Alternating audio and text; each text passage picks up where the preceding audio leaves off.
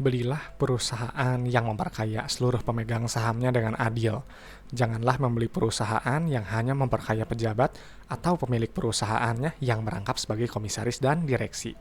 Oke, ketemu lagi dengan Edwin di channel analisis laporan keuangan. Untuk sesi kali ini kita udah mulai bahas saham request ya. Yang pertama ada LSIP nih ya, London Sumatera Indonesia. Kita lihat nih ya, di kinerja 2025 Q3-nya menarik nggak ya? Oke, kita langsung aja kita ke disclaimer dulu. Jadi video ini disusun oleh saya, Edwin, dengan tujuan sharing analisis dari sudut pandang pribadi saya. Jadi isi materi ini sifatnya hanya edukasi dan informasi umum, bukan rekomendasi investasi dan tidak dimaksudkan sebagai ajakan beli, jual, atau hold saham yang dibahas ya, LSIP. Jadi setiap keputusan investasi sepenuhnya menjadi tanggung jawab masing-masing teman-teman ya. Jadi teman-teman harus do your own research, silahkan analisis lebih lanjut kalau memang perusahaannya ini menarik ya. Dan jangan jadikan analisis saya ini sebagai analisis yang utama. Oke, jadi untuk melihat gitu ya suatu perusahaan gitu ya, saya biasanya gitu ya sebelum beli perusahaan pasti pakai 3 kriteria gitu ya. Nah, jadi yang pertama syaratnya itu adalah perusahaan yang bagi dividen. Kenapa perusahaan itu harus bagi dividen? Karena perusahaan yang bagi dividen itu adalah perusahaan yang sudah terbukti untung, terbukti profit dari bisnisnya. Jadi nggak cuma untung di atas kertas aja gitu ya. Dan pastinya perusahaan yang bagi dividen itu adalah perusahaan yang pro kepada pemegang saham gitu ya, yang menghargai pemegang sahamnya. Kenapa gitu ya, tadi keuntungan dari perusahaan itu disisihkan oleh perusahaan dan dibagikan kepada kita sebagai nilai tambah yang ditawarkan perusahaan gitu. Jadi kalau misalnya tadi perusahaan nggak bagi dividen, ya bisa jadi perusahaan tersebut hanya memperkaya pejabat atau owner perusahaan yang biasanya merangkap sebagai komisaris dan direksi gitu ya. Untuk top manajemen gitu ya, komisaris dan direksi ini gajinya udah ratusan juta setiap bulannya. Jadi kalau mereka mengelola dengan asal-asalan, nggak profesional, harga sahamnya anjlok gitu ya, ya mereka sebenarnya udah nggak usah peduli juga gitu ya, karena kan udah dapat gaji besar gitu ya masuk tiap bulannya ke kantong mereka. Maka kenapa kita harus hati-hati dalam memilih perusahaan ya. Dan pastinya perusahaan yang bagi dividen itu adalah perusahaan yang punya kondisi bisnis yang sehat. Jadi kalau kondisi bisnisnya nggak sehat, misalnya utang terlalu besar, arus kasnya susah, atau rugi melulu, biasanya perusahaan nggak bagi dividen gitu ya, karena perusahaan lebih mengutamakan untuk survival dulu, bertahan hidup dulu ya. Jadinya memang kalau teman-teman nih tahu ada perusahaan yang bagi dividen rutin atau punya kondisi bisnis yang sehat, pasti itu teman-teman belinya itu di bawah nilai wajarnya ya, pada saat under value. Jadi jangan beli di harga premium ya, di harga yang super tinggi gitu ya, di pucuk gitu, jangan, karena nanti akan rawan koreksi, takutnya nanti nyangkut dan kejemputnya lama gitu ya. Maka kenapa sebelum berinvestasi teman-teman itu harus gunakan akal sehat Anda gitu. Jadi jangan mudah FOMO, jangan mudah ikut-ikutan rekomendasi gitu ya, analis gitu ya, terus rumor, berita, isu, dan juga jangan percaya kepada saya juga gitu ya. Jadi diharapkan teman-teman itu punya analisis yang kuat ya, punya alasan yang jelas kenapa beli saham tersebut ya. Nah, jadi ya memang ada prinsip umum investasi yang harus kita paham gitu. Yang pertama, simpel aja, harus sabar dan orientasinya jangka panjang ya. Nggak bisa kita mengharapkan keuntungan yang besar itu dalam jangka pendek gitu ya, kecuali kalau memang momentumnya pas gitu ya. Dan pastinya harus fokus pada value gitu ya. Kalau misalnya saya pakai PBV nih, dan teman-teman mau pakai valuasinya, mau pakai enterprise value, terus apalagi agar atau DCF dan lainnya, terserah gitu. Yang penting fokusnya ke value-nya dulu gitu ya. Setelah udah tahu value-nya, baru nanti tentuin entry price-nya gitu ya, masuknya di range berapa gitu. Nah, kenapa saya sampaikan gitu ya, selalu sampaikan di tiap video gitu ya, di tiap ini sebagai bentuk edukasi, karena harga saham itu nanti pada akhirnya akan mencerminkan kinerja perusahaan dalam jangka panjang ya, nggak jangka pendek. Kalau jangka pendek itu nggak ada hubungan antara harga dengan kinerja ya. Buat contohnya apa ya, teman-teman lihat aja sehari-hari gitu ya, besok kan Sabtu ya, sebelumnya hari Kamis atau hari ini tadi gitu ya, Jumat, lihat aja banyak perusahaan yang buruk gitu ya, yang jelek, terus harganya digoreng naik gitu. Itu normal gitu ya, wajar-wajar aja gitu, karena dalam jangka pendek ya memang seperti itu. Tapi ketika jangka panjang perusahaan yang buruk gitu ya, nanti harga sahamnya akan mengikuti gitu ya, nanti akan jatuh lagi dia gitu, bukan parkir di gocap gitu ya. Kan banyak ya sebelumnya udah lihat gitu ya, banyak perusahaan-perusahaan yang delisting lah gitu ya, yang harganya gocap, yang nyangkut gitu ya, investornya pada nyangkut, marah-marah di medsos ya. Ya kenapa? Karena mereka tergiur gitu ya, beli karena kenaikan harga yang cepat gitu ya, terus nggak sempat TP, akhirnya nyangkut gitu ya, terus jadi merangkap jadi investor gitu ya. Makanya kenapa kita harus tahu dulu value-nya, belinya nanti di range berapa, TP-nya di berapa gitu ya, dalam jangka panjang. Nah, lalu gitu ya, nanti kita lihat nih ya, si Si LSIP ini memang sebelum saya beli gitu ya, saya biasanya dianalisis dulu ya laporan keuangannya gitu versi saya gitu. Jadi ini cuma sebagian kecil dari fundamental, nggak lengkap ya. Jadi teman-teman harus tahu kalau analisis laporan keuangan ini itu hanya menilai kinerja masa lalu ya sampai 2025 Q3 aja gitu ya. Jadi kalau kedepannya gimana silahkan analisis sendiri gitu ya, cari kedepannya kira-kira akan seperti apa gitu.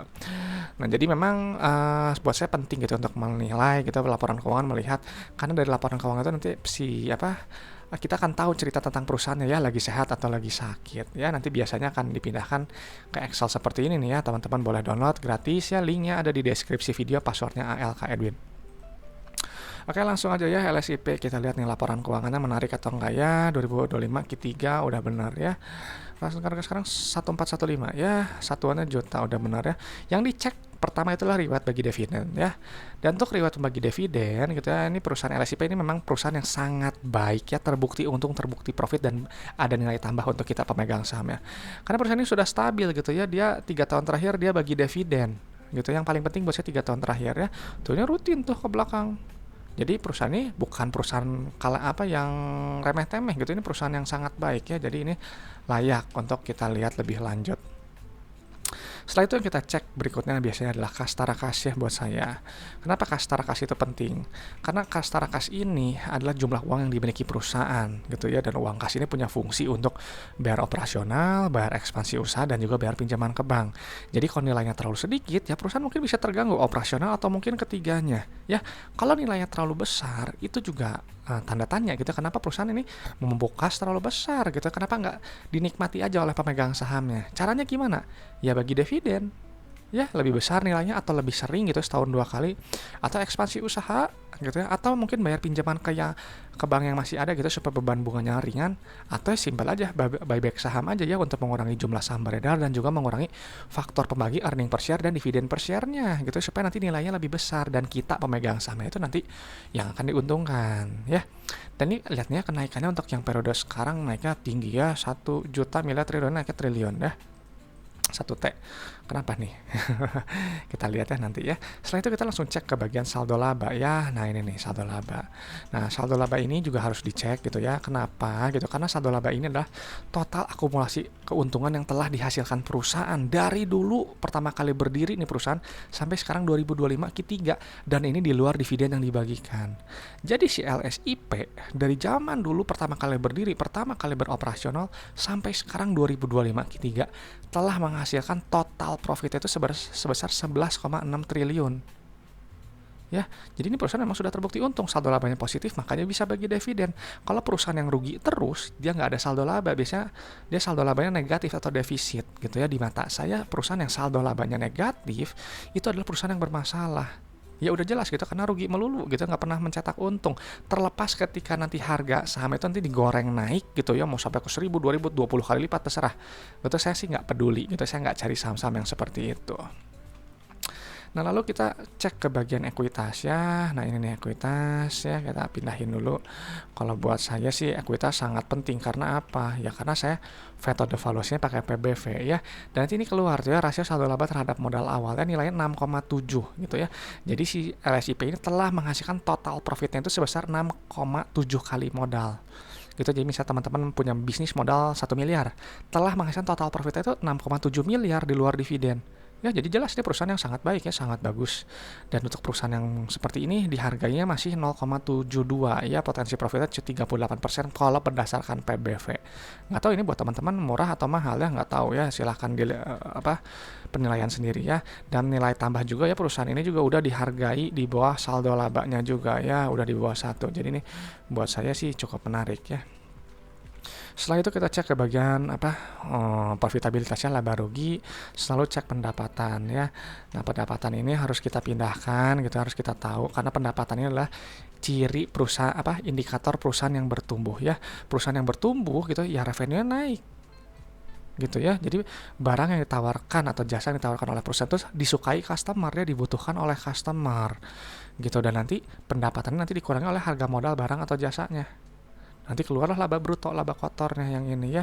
Nah laba kotor ini juga penting gitu ya, karena laba kotor ini adalah untuk kita menilai suatu perusahaan itu inti efisiensinya gitu ya, dan juga menempatkan kemampuan perusahaan untuk menempatkan harga jual barang atau jasanya di atas harga modalnya. Jadi kalau misalnya ini 37% ya nilainya GPM-nya, berarti kan jual barang 100.000 gitu ya, 100.000, modalnya itu 63.000 gitu. Jadi 37.000-nya itu profit kotornya gitu ya. Semakin besar gross profit, maka akan semakin besar ruang untuk net profit, karena gross profit nanti akan dikurangi ini tuh, beban penjualan, beban umum, beban administrasi, beban apa nih, beban keuangan, beban pajak, bla bla bla, nanti keluar laba berjalannya, laba bersihnya gitu. Jadi cari perusahaan itu memang yang GPM-nya tinggi kalau bisa, tapi sesuaikan juga dengan sektor industrinya ya. Nah ini kita lihat ya laba ininya udah kita pindahkan ya. Dan ini kita lihat ya untuk si LSIP, ini salah ngisi lagi. Maaf ya, nggak kelihatan. Oke ya, jadi untuk si LSIP gitu ya, dari secara pendapat nih bagusnya dia naik 1 triliun ya, laba kotor juga naik 400 miliar gitu ya, dan laba bersihnya juga naik ya, ini bagus sekali gitu ya. Lalu ini kelihatan ya GPM sekian nih, secara per nih udah cukup murah ya, 5,8 ya, nah, udah di bawah 10 nih gitu ya, jadi cukup menarik juga ya buat saya. Oke, setelah itu kita cek ke bagian laporan arus kasnya ya, laporan yang sering dilupakan oleh analis dan berita gitu ya. Karena apa? Ya nggak tahu saya juga ya kenapa. Karena bosan kali nggak menarik ya. Nah, kas ini, penerimaan kas ini yang penting ya, harus kita lihat gitu. Jadi mungkin buat teman-teman gitu yang baru pertama kali nonton saya gitu ya, nonton pembahasan saya itu biasanya pasti bahas penerimaan kas ya, nggak mungkin nggak. Kenapa? Karena penerimaan kas ini adalah validasi dari si pendapatan gitu. Gimana cara validasinya? Gini, si LSIP dia mengaku pendapatannya kan 3,9 triliun ya. Nah, untuk pencatatan pendapatan di laba rugi ini dia sifatnya akrual. Jadi dia diakui dulu, ditulisnya 3,9 triliun. Tapi uangnya mana? Gitu, kalau uangnya dia cuma setengahnya gitu, berarti kan customer cuma bayar setengah dari harga. Sedangkan ini dia bayar 4,4 triliun, makanya rasionya 111%.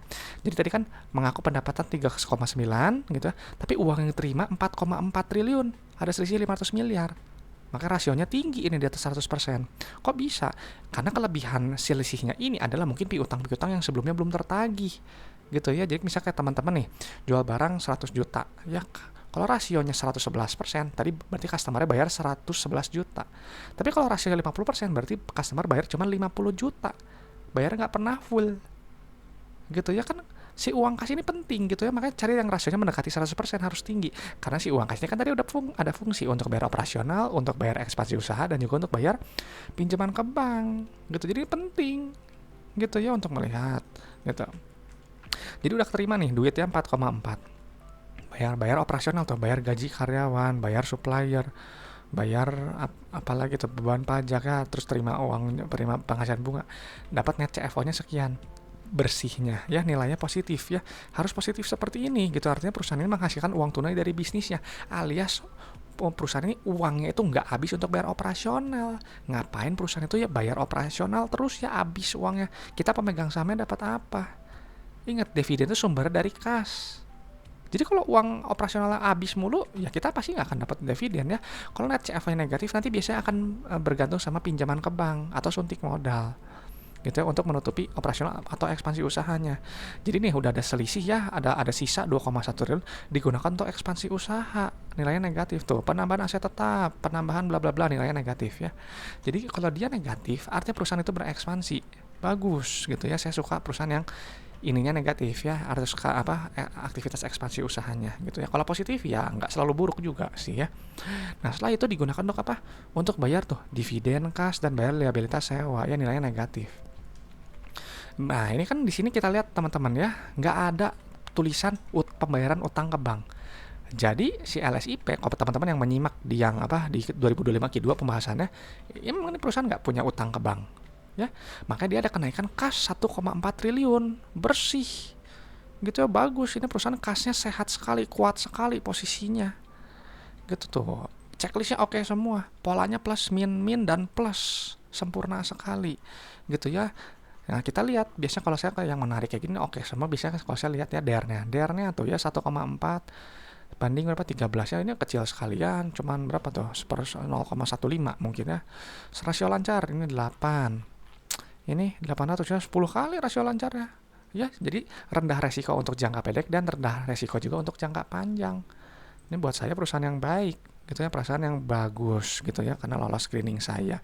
Tapi kembali lagi ya, di luar performa harga sahamnya ini nggak ada hubungan gitu. Jadi bisa aja nanti ke depan nih harganya nyangkut aja terus di 1400 nggak naik-naik, bisa aja gitu ya. Jadi kembali kan banyak yang seperti itu ya, cuman perusahaannya buat saya sih ini buat saya layak masuk watchlist ya gitu. Saya rasa sih itu aja pendapatan LSIP pendapat saya tentang LSIP ya. Nah, untuk teman-teman gimana nih, LSIP menarik atau enggak ya gitu ya. Kalau menarik coba kasih pendapatnya, enggak menarik juga boleh kasih pendapatnya ya, supaya teman-teman yang lain tahu juga bisa tahu, baca dan belajar juga ya, sama-sama kita belajar. Oke teman-teman, itu aja ya untuk kedepannya. Mungkin kalau ada saham request ditulis dulu aja, nanti saya catat ya. Lalu kalau ada pertanyaan seputar investasi saham juga boleh sampaikan gitu, nanti akan saya jawab ya di komentar. Dan mungkin kalau teman-teman ada yang mau kerjasama atau ada sponsor gitu ya, silahkan aja hubungi gitu ya, kontak saya di sini. Nanti kita ngobrol-ngobrol aja ya.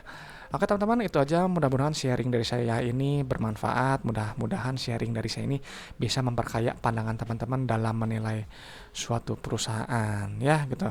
Nah cuma memang tadi ada yang kelewat ya gitu. Jadi tadi kan cuma dibilang watchlist ya gitu, saya jadi lupa gitu ya. Jadi perusahaan ini saya tegaskan, ini perusahaan yang baik ya, karena riwayat dividennya ini sangat baik ya, jelas gitu ya. Terus juga saldo labanya positif, bisa bagi dividen, PBV-nya udah cukup murah ya, 0,72, PER-nya di bawah berapa tadi, di bawah 10 ya, 5, dan secara pola arus kas juga ini sangat baik ya gitu. Dan perusahaannya juga sudah makan total profit 6,7 kali modal.